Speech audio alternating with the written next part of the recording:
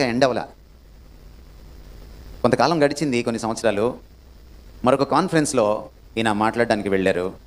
అక్కడ ఒక అందమైన యువకుడు ఈయన కలిశాడు. సార్, నన్ను గుర్తుపట్టారా అని అడిగాడు. ఈయన అస్సలు గుర్తుపట్టలేకపోయాడు. ఎవరు నువ్వు అన్నాడు. ఆ రోజు నేను చింపిరి గడ్డంతో ఉన్నప్పుడు, తిరిగిపోయిన బట్టలతో ఉన్నప్పుడు మీరు నన్ను కలిశారు కదా సార్, పలకరించారే. ఆశ్చర్యపోయాడు ఆయన. ఏం జరిగింది అని అడిగాడు. ఆ పలకరింపే నన్ను క్రీస్తు దగ్గరికి తీసుకొచ్చింది సార్. నిజాలే చెప్తున్నాను నేను మీకు. లోకం మీద ప్రభావం చూపించడం అంటే అదేనండి. మీకు ఎప్పుడైతే వాక్యానికి అప్పగించుకున్న జీవితాలు, ప్రేమ పెంపారే జీవితాలు, ప్రభువు చుట్టూ పరిభ్రమించే జీవితాలు, సమైక్యంగా ఉండేటువంటి, అందరినీ సమానంగా చూసిన నాడు సమైక్యంగా ఉంటాం. అందరినీ సమానంగా ఎలా చూస్తాం? ప్రభు కళ్ళద్దాల్లోంచి చూసినప్పుడు అందరూ ఫలానా కులస్తులు, ఫలానా మతస్థులు అని కనపడరు మనకి.